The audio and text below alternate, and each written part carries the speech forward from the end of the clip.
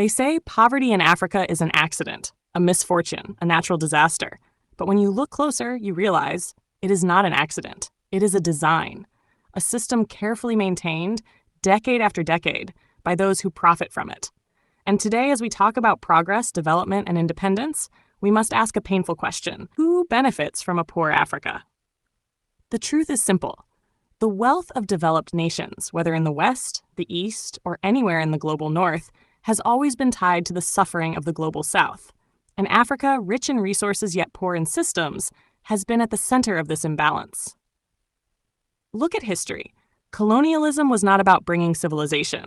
It was about taking wealth. From the Congo's rubber to South Africa's gold, from Nigeria's oil to Ghana's cocoa. The world's richest nations built their empires on Africa's back. That same system of extraction continues today, just under new names. Trade agreements, aid packages, structural reforms, international loans. And here's where it gets even clearer.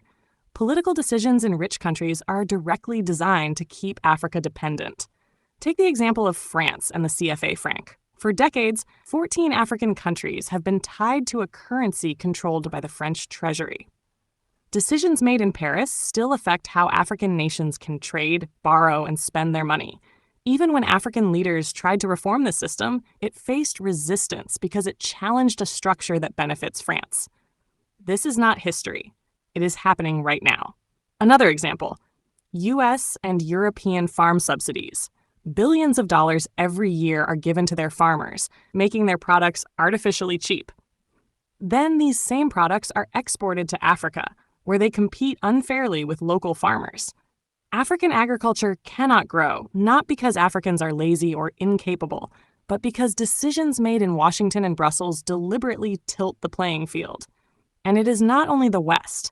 China's investments, while often praised, sometimes follow the same logic.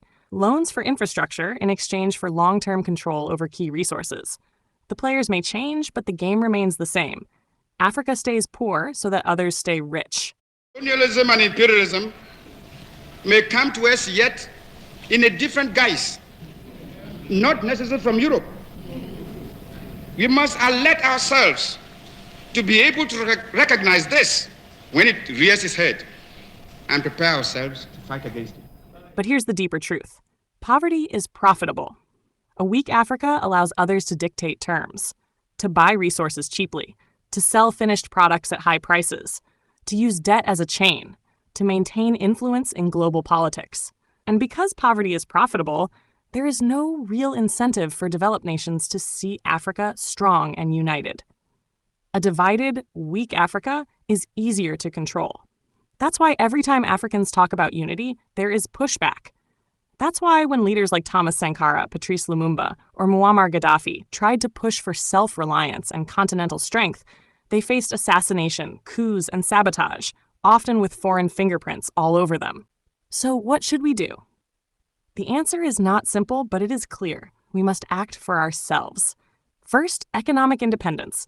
Africa must trade with Africa. We cannot continue exporting raw cocoa to Europe only to import back expensive chocolate. We must build industries that process, refine, and add value right here on the continent. Second, political unity. Alone, our voices are whispers. Together, they are thunder. Africa must strengthen the African Union, not as a symbolic institution, but as a real power that can negotiate with the world as equals. Third, knowledge and innovation. The future will not be built on resources alone, but on ideas. Education, technology, research, these must be the foundation of Africa's next chapter.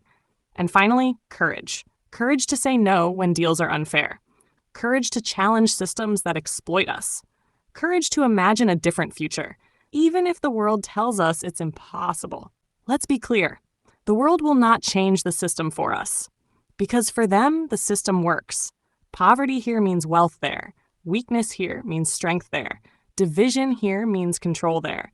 So the question is not, what will they do for Africa? The question is, what will we do for ourselves?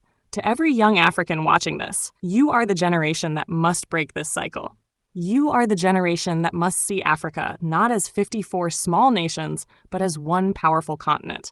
And so stop waiting for others to build Africa. Build it yourself. Stop waiting for others to define Africa. Define it yourself. Stop waiting for others to unite Africa. Unite it yourself. Because a strong Africa is not a threat to the world. It is a gift. But no one will give us that strength. We must take it.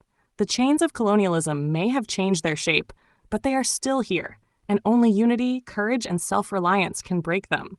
This is our time. This is our responsibility. This is our Africa.